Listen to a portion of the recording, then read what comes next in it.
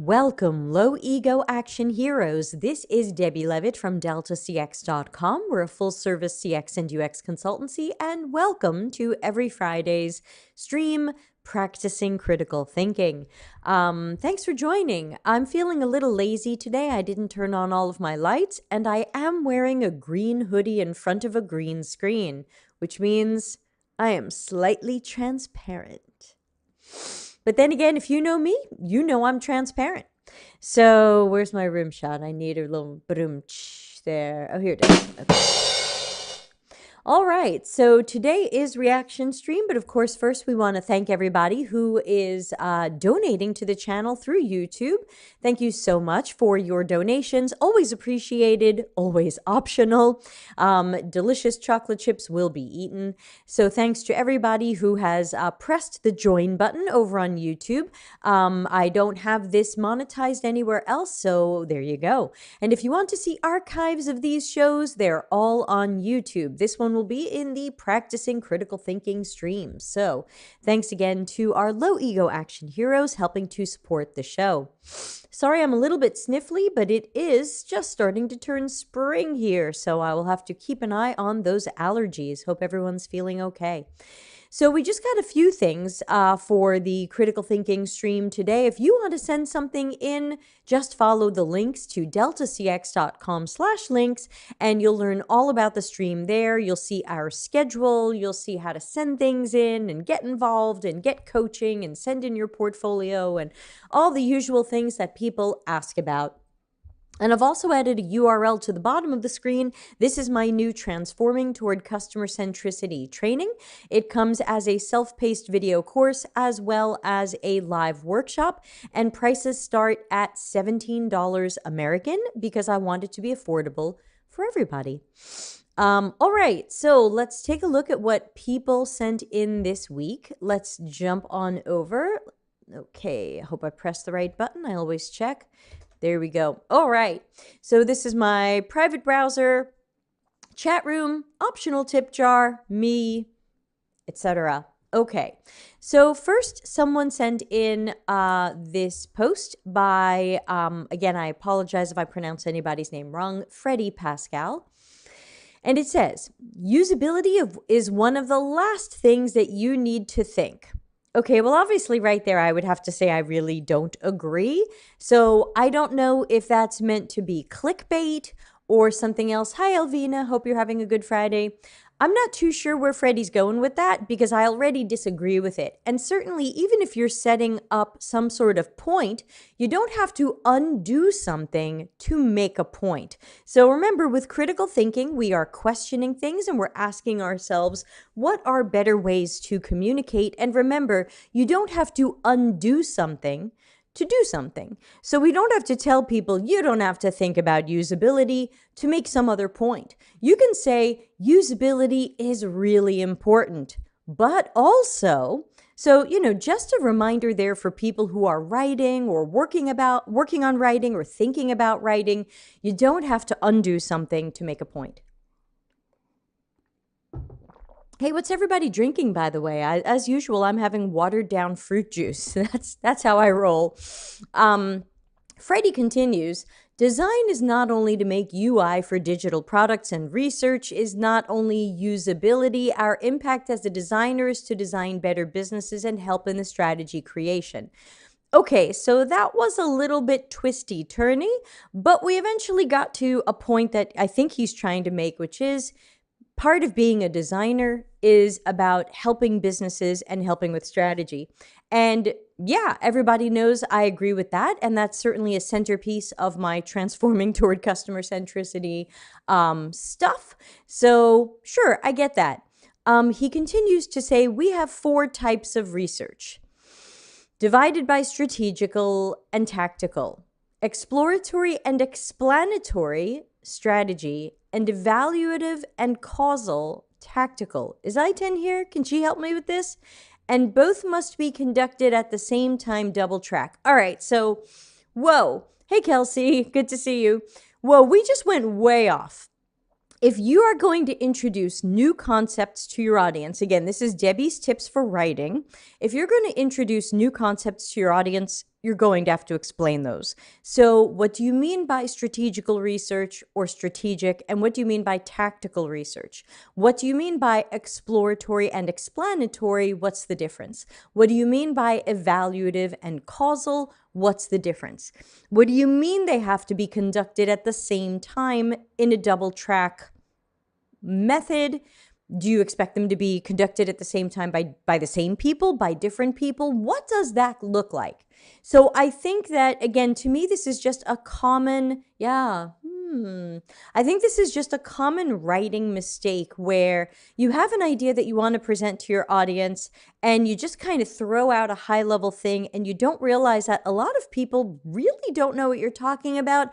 I'm not even totally sure what he's talking about, and I don't want to make assumptions. So remember, if you are writing and you're going to introduce concepts or naming of things like exploratory research, make sure your audience knows what that is. Don't write above your audience heads. I think that's just part of good writing. I think it's part of #empathy that we want to care for people. Hey, Janice. And of course, as I'm going through these, give me your reactions. What are you thinking when you see the things we're going to go through on today's stream? Your comments, your questions, your reactions, or possibly your advice for the person who posted it. So I think that's all I would say for Freddie here. I think he had a good point somewhere in there, but I think he ended up trying to make 3 points. Usability is the last thing you need to think, which I disagree with. Impact of design could be on business and strategy, which I do agree with, but I don't think he explained to you what or how or why or how to do that. He just kind of throws it out there. And then he says you have 4 types of research. So again, to me, common writing mistakes. I always remind people, make sure you've got 1 point or at least 1 topic for what you're writing. Even if you're going to make multiple points, make sure your writing has 1 topic. So whether that's a LinkedIn post or an article, you just want to focus on 1 topic so that you can keep the reader, and then make sure there's something that is, as I like to say, meaningful, actionable, and helpful. What can I go and do after reading Freddie's post? I'm not too sure. I'm definitely left with more questions than answers. So again, I think he's going somewhere interesting, but he doesn't get there. And these are some of my suggestions for better writing and also the way that my brain breaks down what he's saying. So if anybody has any other comments, throw them out there. Otherwise, I'm going to move on to Andy Budd. I think we have someone in our Slack community who is somewhat obsessed with Andy Budd in an unhealthy way. I generally find a lot of stuff he says to be garbage. So whenever I see that someone is sending me something of his, I'm already sad. I know he's been posting like UX is going to go away. Yeah, sure. We're on year 20 of hearing that. So Andy says most companies really only care about 5 things: acquisition, retention, engagement, customer satisfaction, and cost to service. So frame your design work in relation to these. All right, interesting. I'll give this an interesting. And do I have I'm not sure I have a good thing for interesting. I'll give him 2 dogs out of 5. He's doing better than usual. Usually I find his tweets and stuff to be without value. Kelsey says, how is UX going away? Yeah, it's a long story. There's some weird people out there who like to say UX is going away. Usually they benefit by that. And I don't use Twitter, so can anybody tell me why Third World War is trending? No, actually, don't tell me. I don't want to know. I'm going to live in my little bubble and not find out. So interesting, because there's parallels to what Andy says and what I recommend, and that is UX does have to learn to speak the business's language. We can't just keep saying delight and empathy and feelings and woo-woo stuff when businesses want to talk about making money, spending money, and things like that. And that's what I see in Andy's tweet here. Acquiring customers is important. We've got to win customers, whether we win them because we have a great system system, or our salespeople are out there hitting the pavement trying to get people, retaining those customers, so keeping them, not losing them. These are absolutely important to the business, and this is part of speaking the business's language. Engagement. Usually we're measuring some ways that our customers are interacting with our products or services. Sometimes those metrics are meaningful and good, and sometimes they stink, which again, I talk about in Transforming Toward Customer Centricity. Customer satisfaction, of course, really important. We want our customers to be happy. Sometimes we measure that in not great ways, and sometimes we're measuring it in okay ways. And of course, what does it cost to service our customers? Now, these are all important things that we should know about in CX and UX, and this is part of the language we should speak. However, I'm not sure I would frame, when he says frame your design work, I'm not sure how he means that. I am not necessarily going to design for customer acquisition. I'm going to design for user needs. Now, I hope that customer acquisition is an outcome of that. Hi, Ian. Happy Friday.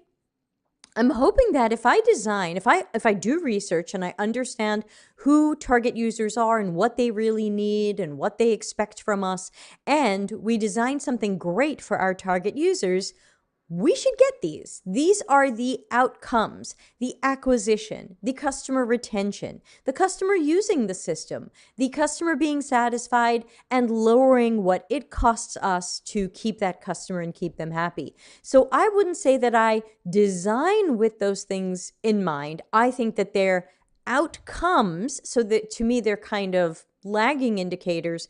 They're outcomes of good UX and CX work. Great research, great design leads to these things. He says these relate to profit, and that's the primary driver. Sure, but that's way down the line. If we have understanding customers, designing what they need, then eventually that leads to these other things. So there have to be metrics before this stuff that will help us measure what we're doing.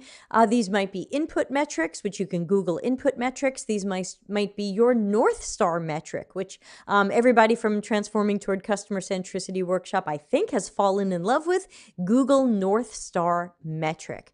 And here's Cameron Mull, who I usually don't enjoy, saying you're missing revenue. And again, these are all lagging indicators. Hey, did we make money? Did we win customers? Did we keep customers?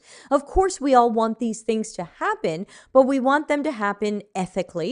We want them to happen because of good design. We want them to happen because we truly understood customers and not because of devious patterns and other crap. So, I give him 2 dogs on this one, because I would say he's kind of right, but these are all really lagging. And if we build the right things for people in the right ways, we should see these things. So we do have to learn to speak the business's language more than we do, so we don't sound so woo-woo and about empathy, but not at the cost of good customer centricity. So that's how I feel about that. Anything anybody wants to add? Comments, questions?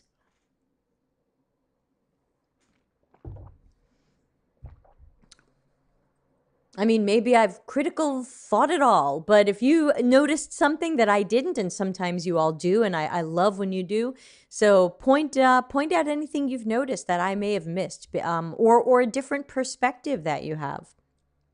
Otherwise, I'll move to the next one. This one says, Taylor Palmer, who I don't think I know. So hello, Taylor Palmer. I interviewed several software engineers about their involvement with user research. For me, it reinforced how important it is to build a team culture where engineers can ask why. I'm sharing insights on how to do things in a full article here, or we can see this little LinkedIn carousel. What developers need from UX research. Engineers are often overlooked when considering user research, but it impacts them. Here are ideas for collaborating more closely. And of course, if you've watched episode 116 or other things that I've done, I'm always talking about collaborating more with engineers, making sure you're meeting with them at least once a week and that they're not in the dark about the direction your work is going. Not because you need them to approve your work, but because they need to be informed. So whether that's them contributing to research, goals. What do they hope to learn from research, or looking at the designs to make sure that it's feasible from a technical perspective. It is important to collaborate with engineers. Thank you. I might pronounce your name wrong. Prajot. Your voice is so calming. Yes, thank you. Tell Udemy, who is refusing to post my latest course because they said I am a text-to-speech bot and I'm not real. So, fun. Okay, so continuing on this person's post, it says, how should engineers be involved in user research? Most engineers didn't have interest in participating in research and felt they would probably hinder the process more than they would contribute. I would agree. Just like they don't want us coding, I don't necessarily want them participating in the research. I don't know what this guy's going to say. I didn't look at this ahead of time, but I would say that the two key places where I like to work with collaborators in research is in the planning around the goals to see what people's assumptions or questions or guesses or hypotheses are, so we can make sure that our research will address those and answer them and replace assumptions with knowledge. And then also, during the sessions, I like to have people as observers, cameras off, microphones off. So either observing live or watching the videos later. And if they'd like to contribute some notes, certainly they can. So, benefits of engineering involvement. What can a team gain from investing? Finding better solutions.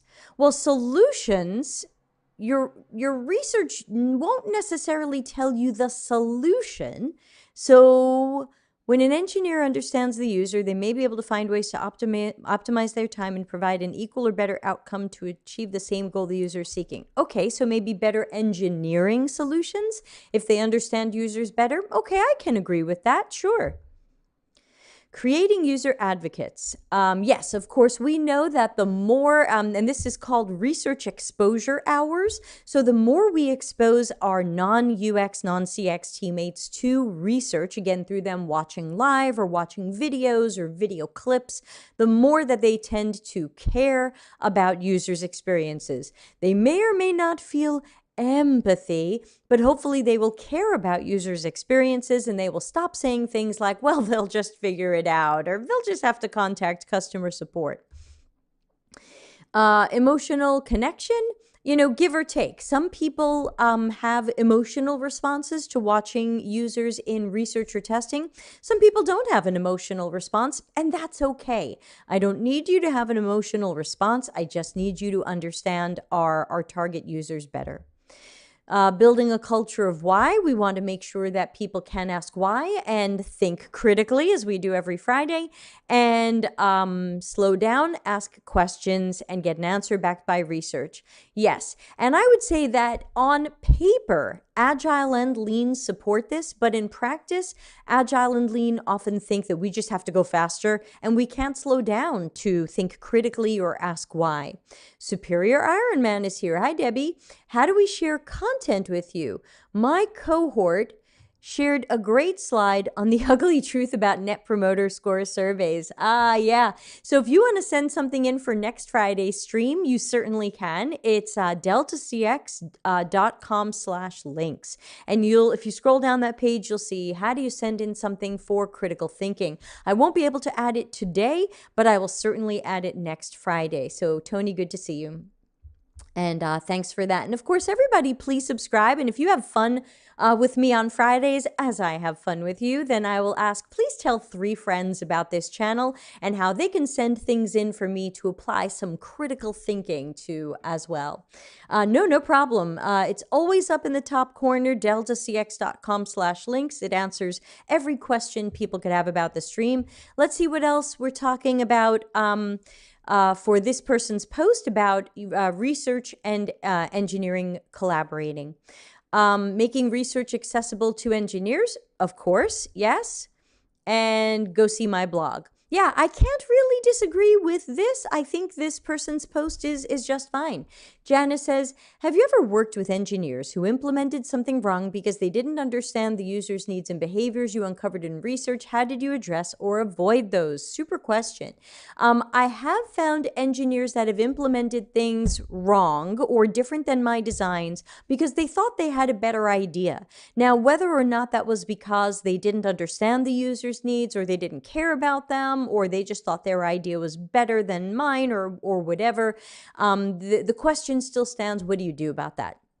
Now, typically, I'll start with the engineers and I'll say, hey, we created these designs and we ran our usability testing, and these are our vetted designs.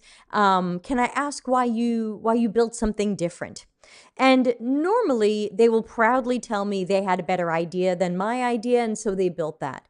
Sometimes there's a variation of that answer. And again, this isn't the only possible answer, but sometimes the variation of that answer is, yeah, the engineering lead had an idea and they told me to build their idea. Now, in that case, usually I just say, okay, I'll get back to you on that. And typically, I don't want to open up a fight with that person right then and there. I just want to take a moment and think about it. And especially if their lead or manager got involved, I want to get my lead or my manager involved and say, hey, look, we're having a problem here where we're delivering validated, vetted designs to engineering, and they're just building whatever they like. So this is a breakdown in communication. This is a breakdown in process. And clearly, it's a misunderstanding on engineering's part of what we actually do. And that means that people are in engineering typically think, well, the UX designs are just a suggestion. I can just make whatever I want. And I have bumped into that a few times. So I would say, depending upon what's going on in your relationships with other people, you might need to bring in a manager. Hopefully you have a UX manager who will support you and stand up for you and say, yes, this is a breakdown of process and communication. I need to go work with some engineering managers and engineering leads to make sure they understand that UX designs are what they need to build, and not just some fun we had or some general suggestions. I hope that helps, Janice. But if you need further help, you can always private message me on Slack. I'm happy to help out. And if you're not in our Slack, please join it. It's completely free. You'll find the link on deltacx.com/links. I said everything's there and I meant it. All right. Pradyot, I'm sorry, help me with your name, says a UX manager would be a product manager. Usually not. So a UX manager should be a UX manager. UX should be managed by UX. If the person managing a UX designer or researcher is in product, that is a sign that your company doesn't fully understand or respect UX, because a UX practitioner should have a UX manager. It should typically be somebody who has spent at least 7 years in UX work, whether they have a design or research specialty, and have worked their way up through senior and lead, or sometimes senior straight to manager. They should, and now they're the manager.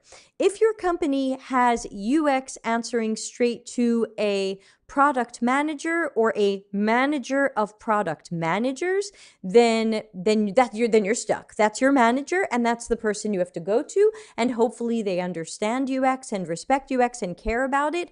That's hit and miss. Some of them do and some of them don't. Pradyot says, so a UX lead, something like that? No, I mean a manager. I mean someone with power and authority to talk to another group of people about making processes better. Because if engineering is ignoring UX designs or changing UX designs, we have a process problem. Nobody told engineering that when UX gives them designs, they have to follow those designs and build what's in those designs. That's a process problem. problem, that's probably going to take some managers or leaders of some sort who have authority to make change and improve processes to fix that. It's probably not going to be a junior, mid-level, senior designer, and it may or may not be your UX lead, depending upon how much authority your company gives a UX lead. It might take someone with that manager or head of or director type of role or job, because again, this is a change in process. This is probably something that needs to be discussed and spread across multiple UX teams and multiple engineering teams, depending upon the size of company you're in. I hope that helps and makes sense. Good question. Okay, so going to our next thing that we're critically thinking about. This one was shown to me this week, and this was someone I don't know at all. I have no idea who Dr. Nora Gold is, but she posted this thing that was actually made by other people. So it says it's from an essay called How to Disagree by Paul Graham, who I don't know. And it was visualized by Anna Vital, who I also don't know.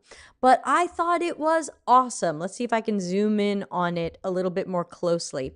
And this is a look at kind of what if you're going to disagree with people, what's more convincing and what's less convincing, and what's relevant or persuasive or meeting that author's argument head on. And this is really good. I think this one is so good we could consider a whole show on it. I'll see if I can maybe track down some of these people.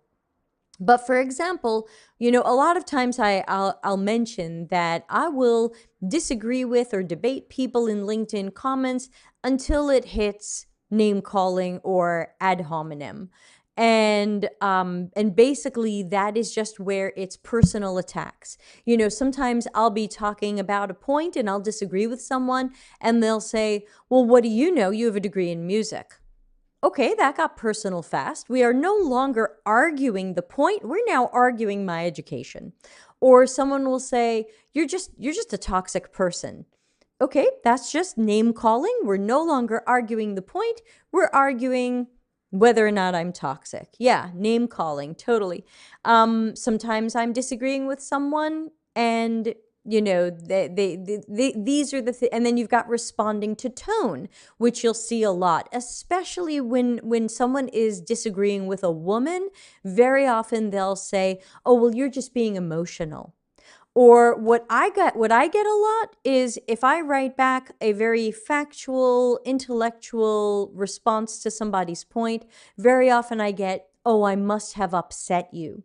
And so they try to turn it into emotional, and that is meant to minimize what I'm saying. That instead of looking at what I'm saying as factual or intellectual or a well-based argument, it's meant to look like Debbie's just emotional. She's just feeling. She's not really thinking. So these are some of the things that I find. And then certainly as we move up the pyramid, we're supposedly getting towards something better. We've got contradiction, but here they're saying that's stating the opposing case without supporting evidence. So that would be, no, design thinking is really great. Congratulations, tell me more. How did you arrive at that conclusion? What successes have you had with it? And for the successes you've had, are you really using design thinking, or are you doing something else and you're calling it design thinking? So just contradicting someone is still not really a strong argument. It's not really convincing. You can't just say, no, I disagree. So as we move up the pyramid, we are hopefully making a better case when we are disagreeing with someone. And again, you'll often see the word arguing or argument, but that doesn't mean people are fighting. It can just mean people disagreeing. Now here they're saying counter argument, meaning that, wait a minute, I see something differently or opposite to how you do, and I've got reasoning, I've got evidence, and I've got reasoning and evidence aimed at what we were originally talking about, not some other thing or distraction thing or peripheral thing or whatever. So counter argument would be a good way to offer an opposing view with good evidence or reasoning as to why.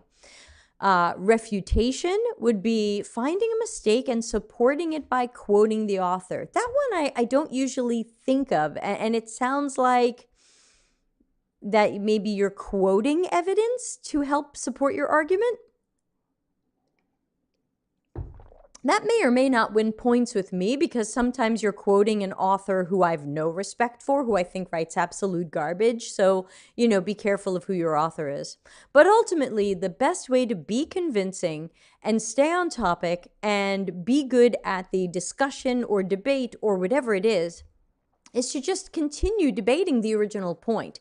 So the point is this is what someone said, and this is why it's wrong, or I disagree with it, or my experience is different, and that any of these other things are really poor discussion or debate or argument techniques, especially the stuff at the bottom of the pyramid, like, you're just an idiot, or what was the one I got yesterday before I blocked that guy?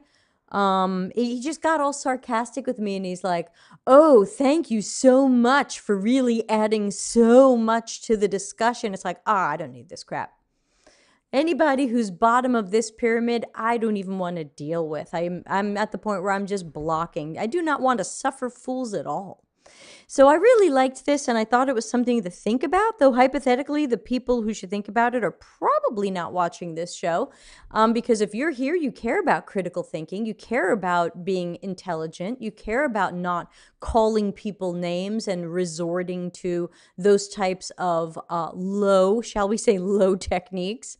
So there you go. I liked this one a lot. This would definitely be 5 dogs out of 5 if we're going to give it a score. This one was super. I liked it so much, I want to start posting it, and when people hit that bottom of the pyramid, I can say, here's where you are, I'm blocking you, goodbye.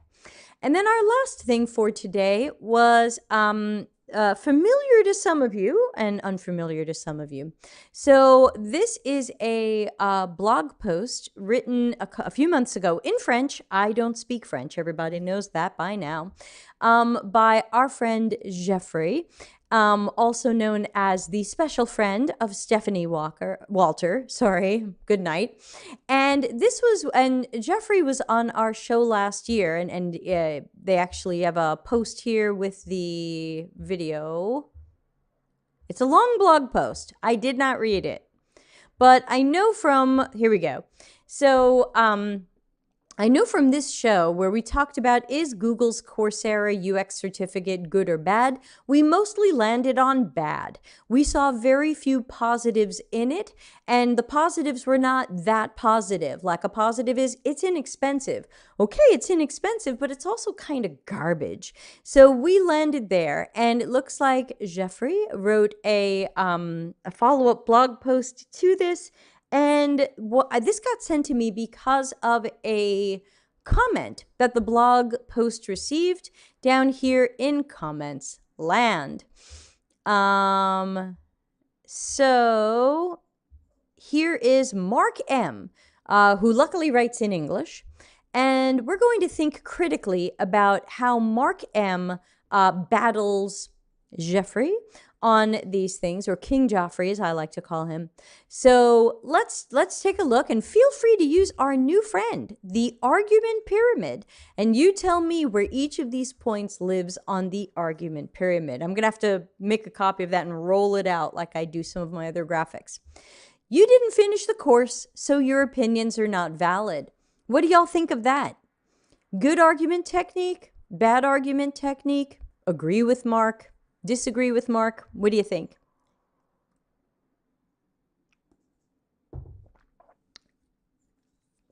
Do you have to finish a course to have an opinion on it? And if you didn't finish a course, is your opinion of the parts you did take valid or invalid?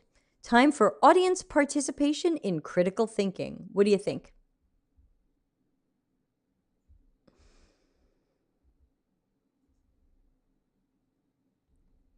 I'm waiting for answers. Are we still live? Hello?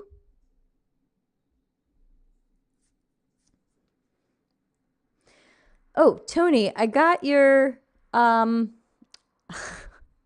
I got your thing, but you sent it for think out loud instead of practicing critical thinking. No problem. I will put it in for practicing critical thinking. Elena says people formulate opinions within the first 5 minutes of an encounter. So, and Prajot says someone can make an opinion before you finish a course. And Elliot says hello. Well, hello, Elliot. Yeah, and Elena, I would say 5 minutes is long. Sometimes people form an opinion in less time than that, especially as we hear that hiring managers are looking at portfolios for 60 to 90 seconds. So I would say in response to Mark M's point number 1, and go ahead and start reading point number 2 and give me your reactions to it in the chat room. But I would say in response to point number 1, you can absolutely have an opinion about a course that you didn't finish. You can have an opinion about a meal you didn't finish. You can have an opinion about a person you dated but didn't marry. Ultimately, you will have an opinion about the portion of whatever it is that you experienced. Now, of course, if Jeffrey says, well, I didn't take this part of the course, but I bet it sucks too. Okay, he doesn't totally know that if he were saying that, but you can't just say someone's opinion isn't valid just because they didn't experience the whole thing. I don't have to eat a whole bad tasting thing to know that I didn't like it and I want to stop early. All right, let's see what point number 2 from Mark is. You obviously do not understand the concept of peer reviewing. Who recognizes that argument technique? I'm going to go with a bit of ad hominem there. It's a little bit above name calling, but basically it says, you obviously don't know what peer reviewing even means. Janice says, this is a bit tricky for me. My wife tells me I'm not allowed to debate with her regarding a book I haven't finished reading when she has. That's tough. I would tell your wife that you can still discuss the parts of the book you read. Now, you can't necessarily have a full opinion on the parts you didn't read because you didn't get that far. But you could certainly have an opinion on the parts you read. Like, I go through this with my boyfriend because his favorite movie is The Blues Brothers, and I tried to watch it, but I didn't enjoy it, and I gave up X minutes in, I don't know, 20 minutes in. I have a very negative opinion of the movie based on the 20 minutes that I saw. Now, if really great things happen later in the movie that I haven't seen, I don't know that, and I can't speak to that. But I can say, for the part of the movie that I saw, I didn't enjoy it, and I didn't want to continue watching. Janice says, definitely how I debate with her. Ha. Yeah, get her on the show. Tell her, no fair. You're always allowed to debate based on the experience that you've had. That's all you can do. So to tell your wife not to make such hard rules. Let's be cuddly about this.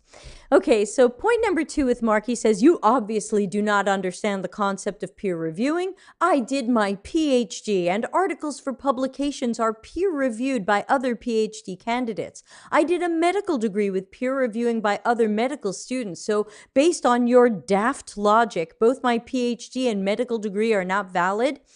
Okay, so we have a lot of twisty, turny, bad logic happening here. I would agree that one of the downsides of Google's course is that it is peer-reviewed.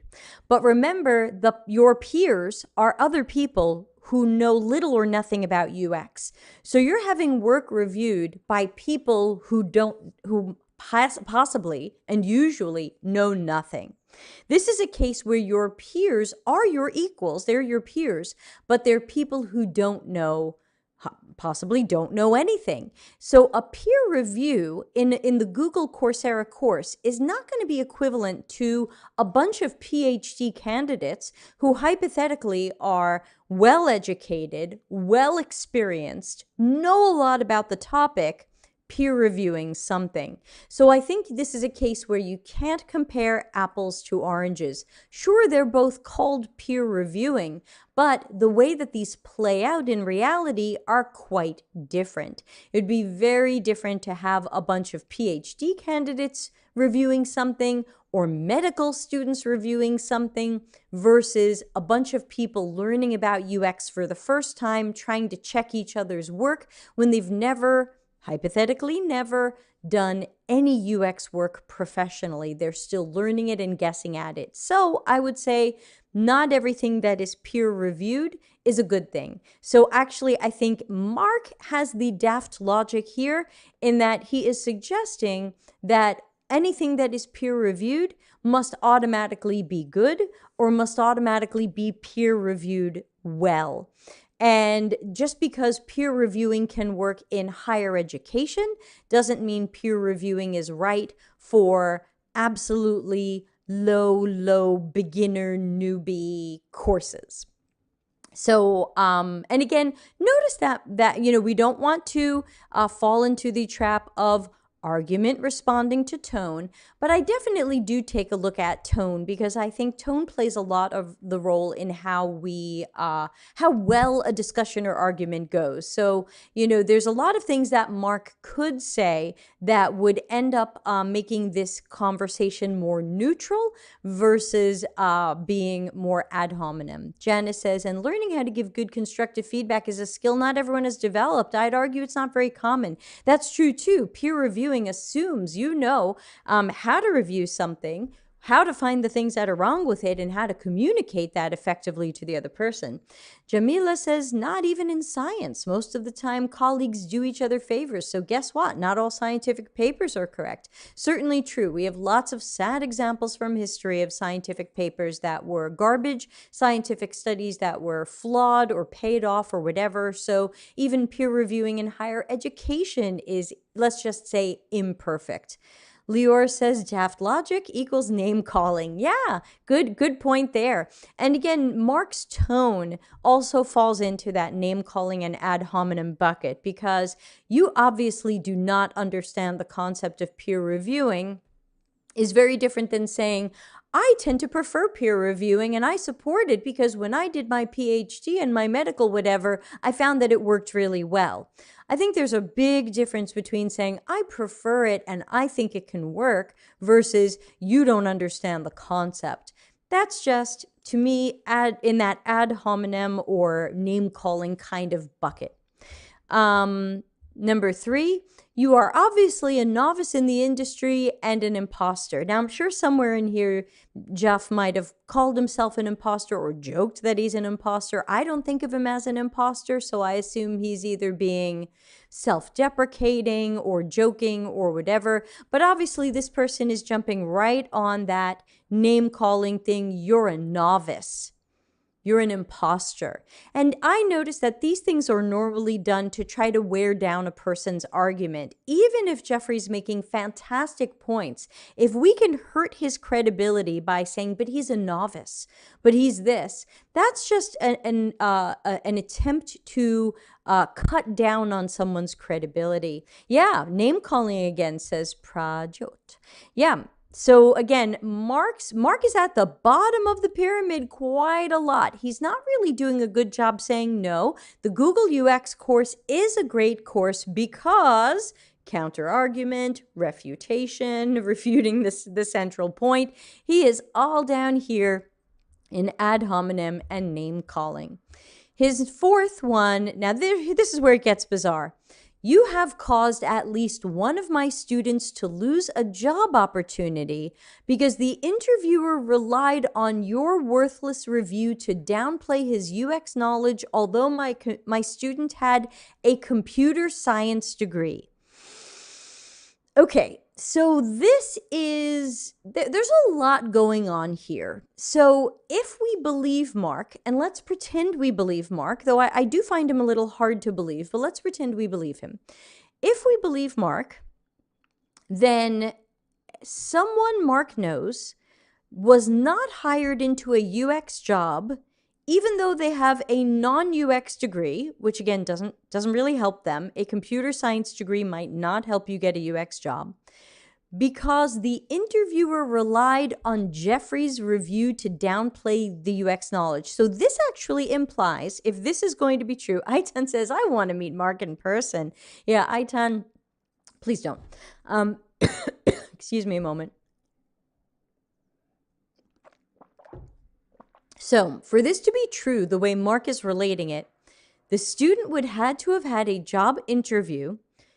The interviewer would have had to have known that the person did the Google UX course, but decided to interview them anyway, but somehow read Jeffrey's blog post and somehow decided from the blog post that the Coursera course had no value, but was interviewing the guy anyway, and Jeffrey's somehow to blame. That is how you pronounce my name. Oh, good. Prajoet. I'll get that.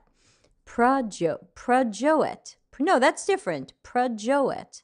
That's how you want it? Just help me here. Prajoet? It's hard to believe, Mark, says Abhinav. Yeah, it sure is. And also, I would like to hope that the interviewer is a critical thinker themselves. If the critical thinker decided that the Google Coursera UX course is of little or no value,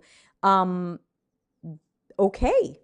But I would imagine it's more likely, now we weren't there, so we don't know, but it's more likely that this person interviewed badly, that this person has a computer science degree and took the Google Coursera course.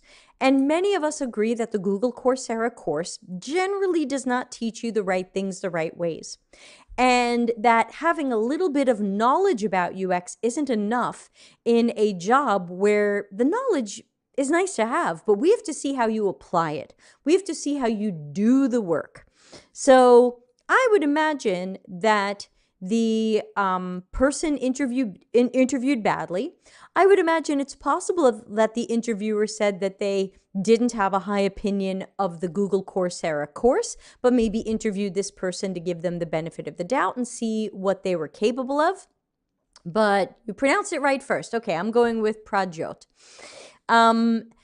So there's a lot of twisty-turny things here. So it sounds like through a whole bunch of degrees of separation, Mark blames a student not getting a job on Jeffrey's blog post, which I think would be very hard to prove. But even if so, sounds if that were true, then who wants to work for that person? I10 says, I have a theory that Mark is taking or took the course and knows nothing else about UX, and his anger stems from the fact that he realized Jeffrey's article, he doesn't know anything. Yeah, obviously I tend, as people who took my Transforming Toward Customer Centricity know, I tend to, here's what I think is actually happening. So I like I10's theory. I'm going to give you my hypothesis. My hypothesis is Mark has been suggesting the Google UX course to his students. And Mark is probably starting to find some information that says the course isn't strong. He probably didn't find that out ahead of time, and he probably started recommending it. Now it's coming back to haunt him. He has this student who lost an opportunity, possibly because of low opinions of the Google course. And Mark looks like the bad guy because he's been recommending a course that is not highly respected, and he thought it would be. So he has to burn Jeffrey to the ground. He has to try to make him look not credible. That would be my guess. And I can't prove any of this because I don't even know who Mark is. But that would be my guess, that Mark has been recommending this course, didn't know it was poor, and is now probably Googling for it and finding articles like Jeffrey's or videos like ours, and is just being very defensive. Like, no, this must be a good course and you're all wrong. Aitan says, to be honest, I prefer to think Mark is not in a position to suggest anything to anybody or to have students. I prefer to think he is a student. Now I get the feeling he's a teacher. And finally, you'll really love number 5. Keep your silly opinions to yourself and remove this post. In 48 hours, you will be reported to Google, and further actions befitting your malicious comments will be taken against you. I don't even think that's on the pyramid. That is just threatening someone or extortion for no reason. So again, I'm going with Mark looks bad because he's been recommending the Google course to people who supposedly respect or admire him. And people are finding posts like this and videos like ours, and it's making Mark look bad, so he wants the post taken down. Now, you know we're not done here, especially since we have a few more minutes to the show. Jeffrey responded. Thank you for your time and comment. Oh, Chi Hua says, sidetracked by Janice's comment, does good constructive feedback equal giving an alternative solution? I can't come up with suggestions. I usually shut up during critiques. I don't know. Unfortunately, the web is an open area where everybody can give their own opinion. And as I mentioned, this is my own opinion as a professional. Great. So Jeffrey's staying high on the pyramid. He's saying, I get to have my own opinion. He's not saying, Mark, you're a jerk. He's just staying high on the pyramid. I'm sorry for your student, sincerely. Okay, nice. Hashtag empathy, sympathy. But if someone relied on my worthless review, it's maybe because this person shared a common analysis and vision of the UX industry, not only because of me. You give me too much importance. That's a really good arguing technique, and I've used that one before as well. Like, wow, chances are it wasn't my review that made someone feel this way. They already felt this way. They just happened to agree with me. Who am I? I'm nothing. I'm worthless. I'm an imposter. I'm whatever. You just downplay your own self and you just say, chances are if this person had a negative opinion of this course, they probably had a negative opinion of this course. Yeah, Laura says, that's a straight up threat. What the heck? It is. Leor says, how likely is it that a person with a UX degree can pass a serious software developer job interview after taking a programming bootcamp? Very true. If tables were turned, wouldn't look good.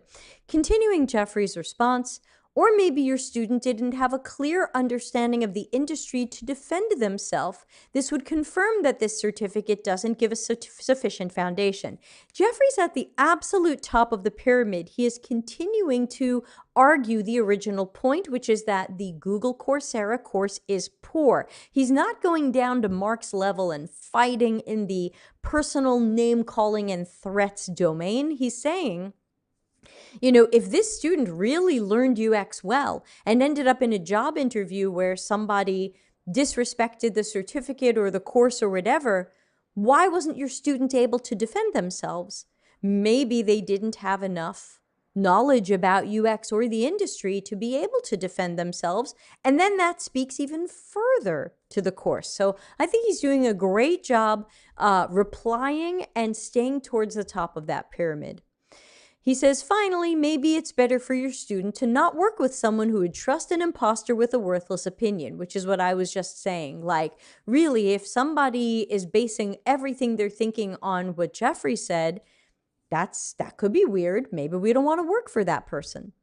He continues, I totally understand the principle of peer review, and unless you used Coursera to get your PhD, I have never criticized this way of evaluation, but several aspects of the one offered on Coursera, please take more time to read what I wrote before being so aggressive. Okay, so we're a little all over the pyramid here, but I think Jeffrey does a great job refuting the point and pushing back a little bit, which sometimes we feel we have to or want to.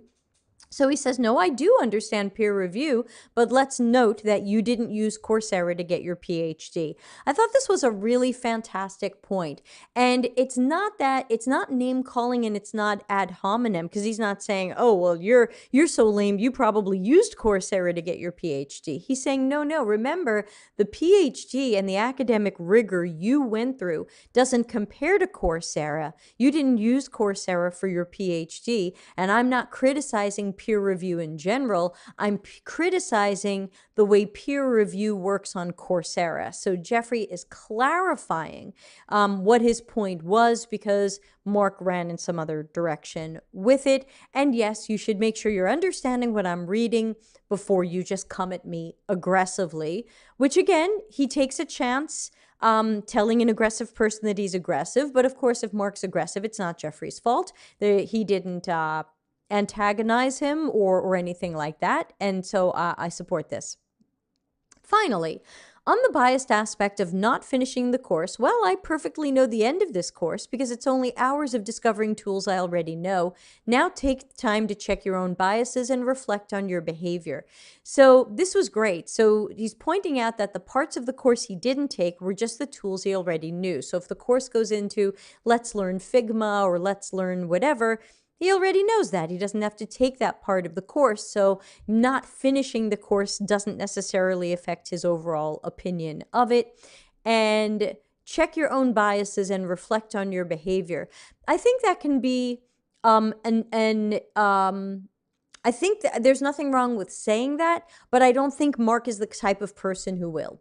I don't think Mark is going to be able to check his own biases. I don't think Mark is going to be able to reflect on his own behavior. So sometimes I say that to people, but usually I don't, because I don't expect them to have, as Darren might say, that emotional intelligence or that ability to self-assess and go, oh, wow, yeah, I was really biased here, or oops, my behavior was really poor. It would be great if Mark wrote in and said, sorry, had a bad day, sorry, I took it out on you, but, you know, we can't expect that.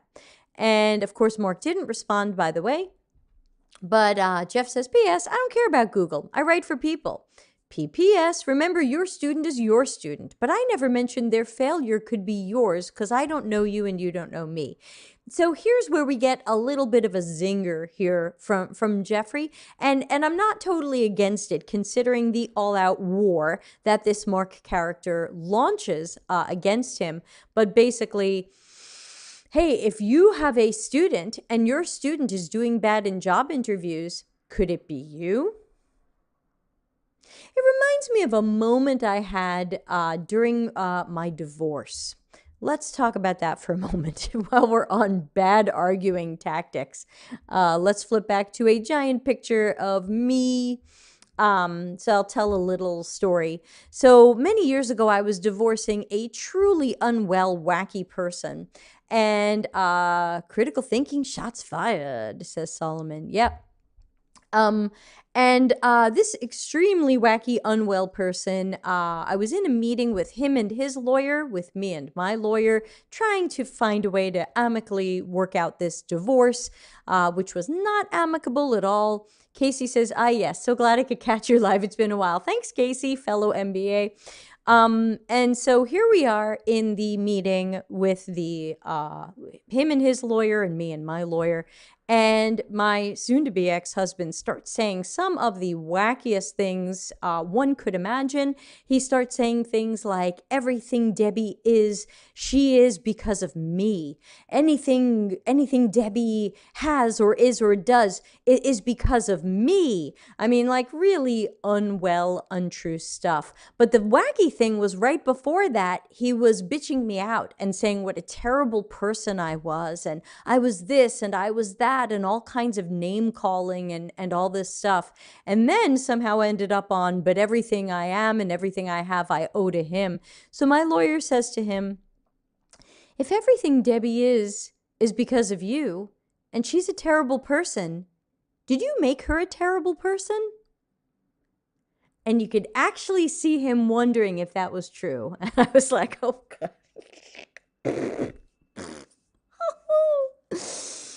I10 says, was your ex-husband Kanye West? Sounds like him. Yeah, I think same bucket of unwell, malignant narcissist peeps. But yeah, so somehow everything I was thanks to him, maybe even the bad things. Excellent story, OMG. Hey, Tom, good to see you. Yeah, of course, you're joining just at the end of the show with the wacky story.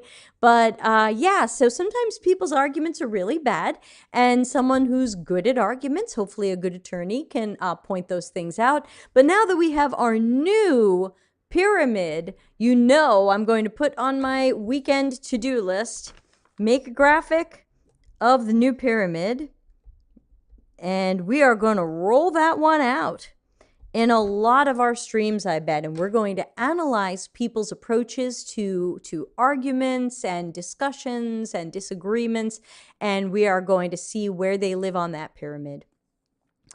Jamila says, haha, burn. Kayleen says, yikes. Yeah, super yikes, but super in the past. Prajot says, also, I'm looking forward to studying an MS in HCI and HCDE in the US for fall 2023. Hey, congratulations. Did you already get accepted? That's very exciting. Where will you be going? I-10 says, this was fun, Debbie. My favorite part of every Friday. Have a good weekend. Yeah, have a good weekend, everybody. Thanks for joining. Remember to please subscribe, ring the bell to say you want all notifications. Tell at least 3 friends that we do some cool stuff here on the Delta CX channel. Let them know about the channel. Spread the word. I would say post it to at least one Facebook group after the Easter weekend. Whatever you are celebrating this time of year and whatever religion you follow, I hope that you are eating or fasting well. I hope you are enjoying bunnies and chocolates. And I will see everybody Monday for Think Out Loud. I know it is Easter Monday. If you miss it, of course, everything is always archived on the in the YouTube channel. But we will be doing Monday live with a continuing Think Out Loud from last week. Leo says, thank you. Janice says, thanks. Always so informative. And Janice, tell your wife stop fighting with you about books. Come on. Oh, especially given the pandemic and the way the world is now. More love and less fighting about books. Come on. Abby says, thank you, Debbie. Thanks to all of you. Have a super weekend. Be safe and healthy, and I'll see you on Monday. Bye. Customer centricity as business intelligence. Visit deltacx.com to learn why we are